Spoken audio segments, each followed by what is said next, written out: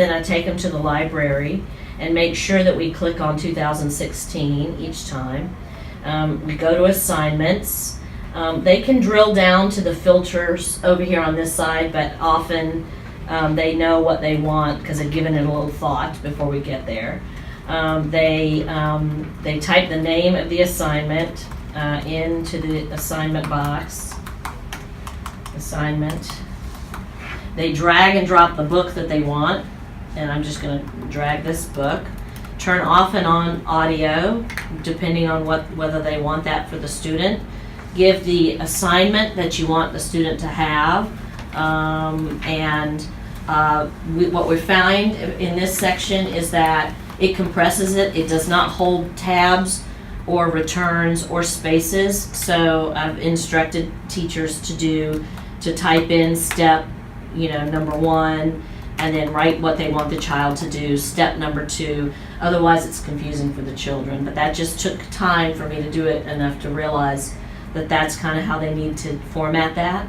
Then they can select their students, and they can do all class assignments, or they can do, however they want to do that. And then I suggest to them that they do really wide open dates, so that children who are absent the day they do this assignment, if they want them to go get back and capture that, they can. And then I have them save the assignment. So when the child's view, when they log in, they will now have a number on this tab. And so I sit down in the group with the children and I show them how to get to the assignment that their teacher has given them, which will show up right here. When they open the book that the teacher has assigned, it always opens in a new tab.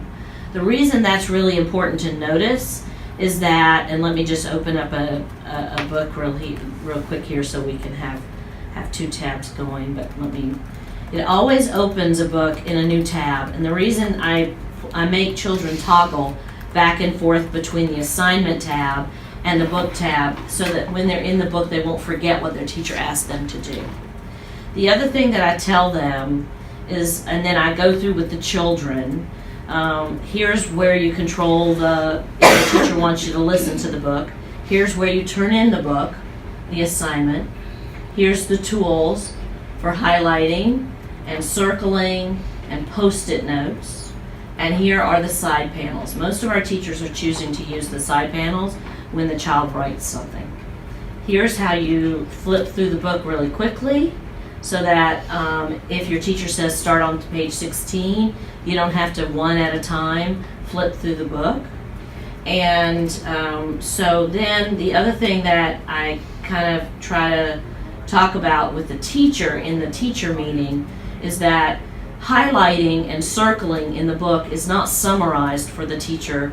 So it's highly unlikely they're going to have time to go back through each and every child's book to see what they highlighted and circled. However, writing written word on post-it notes and side panel written, so if they're answering questions here, that's compressed for the teacher so that they can see the summary of everything that was written.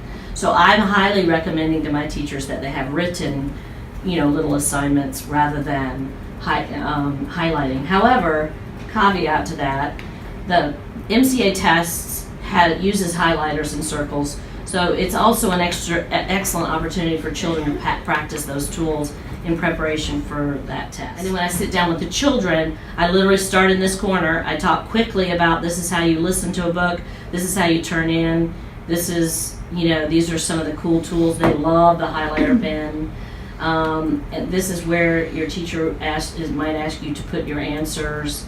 And then we go back and we toggle back and forth between the tab with the instructions and the tab with the book so that students can be independent about going back and looking at what the teacher said in the previous tab. The teachers have a little teacher manual, for lack of a better term, that goes with each of the books and that has suggested assignments so that they don't have to make that up when they quickly put together their assignments and create their assignments.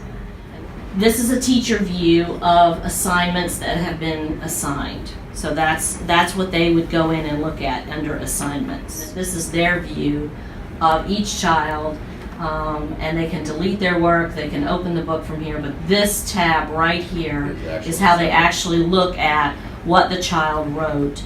And then this is a view of little Selma. Selma was asked to write some items. I'm forgetting now what the assignment was. I think it was main idea. This is a compressed of everything she wrote in that book is compressed into this page.